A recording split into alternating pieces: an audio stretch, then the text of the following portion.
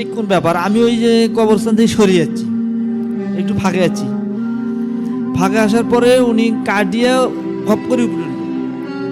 উপরে উঠে যাই মানে কবরস্থান থেকে নিয়ে যাই উপরে উঠছে হচ্ছে, মানে করেন ওটা 3 হাত নিচে না, হুম হুম। এখন উপরে দিয়ে ঘট করে উপরে উঠতে পারে না, ওটা থুয়ে আগে 2 পায়ে হাত দিয়ে ভর দিয়ে উঠতে হচ্ছে।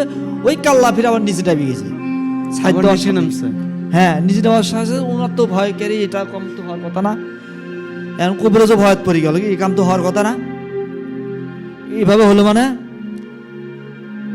আমি কাটি উচ্চাত্তর শিক্ষক আবার নিচে ডাবি গেল কেন, মানে কাল্লা আবার নিচে গেল।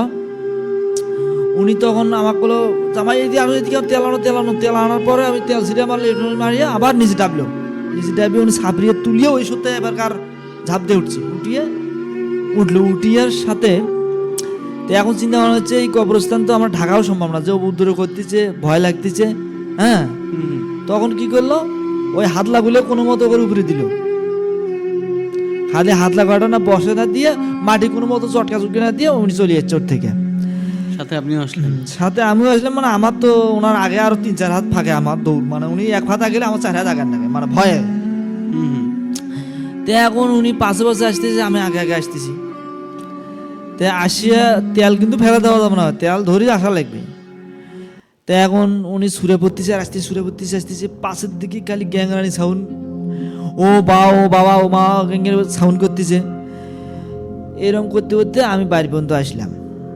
বাড়ি পর্যন্ত আসে তেল তুলনে বাড়ি পর্যন্ত সিটে ছুটি নিয়ে দিয়ে গায়ের বন টন করে টনে দিয়ে আমি মনে করেন ওটি মাথা দেখে আমি আর ফিট নাকছি বাসা আসিয়া, এমন ফিট নাকছি কে ভাই জামাই আউ করতেছেন না কে, আচ্ছা। এইভাবে বলাচ্ছে আমি মনে হয় কোনো কথাই বলতে পারতেছি না আর। তার মানে ওই রক্ত দেখছি না কাটছে, তাজা রক্ত পাওয়া গেছে না, দেখি আমার শেখা থেকে আমার ভয় তো টুটি মুটি শুকিয়ে গেছে। তো এখন এখন নয়া শ্বশুর বাড়িতে গেলে বউ তো আমার খোঁজ করবেই। তো এখন মামি শরীর করে দিছে, মামি তোমার জামাই যেটা আছে তাই করে গেল। আচ্ছা। তো তাই করে তোমার মামা শ্বশুর না সাথে গেল, সেখানে এখনো আসে না। তো এখন খুঁজতেছে খালি আমার। তো এখন খুঁজতে খুঁজতে দেরি করি করে তারও যা মামার ঘরত গেছে, কে ভাই মামা তোমার জামাই কি তোমার সাথে আছে? মা আছে তো আমার সাথে, আমার গাড়ি আছে, থাক আজকে তোমরা ওদিক যা ঘুমাও, যা আজকে এটি থাক। কয় না না তাক পাড় দেন, বাই করে দেন। কয় না তুমি যান, তোমার মামির কাছে শুধু যা, তাই আমার কাছে থাকবে আজকে। তাই আর এলে কথা বলতেছে না। তো এখন আমি খারাপ অবস্থায় দাঁত নাগান নাগান হয়ে আছি, মানে হেলান দিয়েছি একটা মনে করেন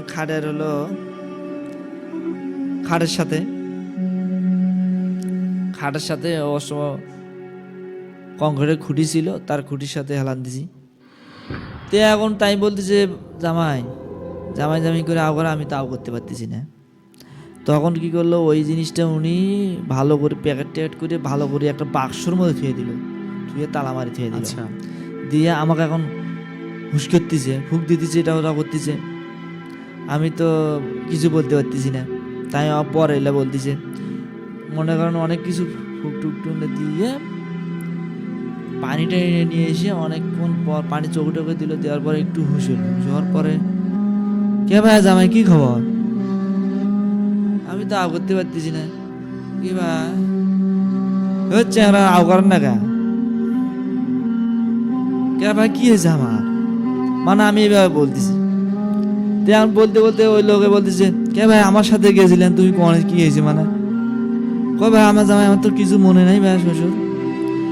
তো এখন বলতেছে কে ভাই আমরা যে ঘটনাটা করছি এটা কাউকে কন জানি।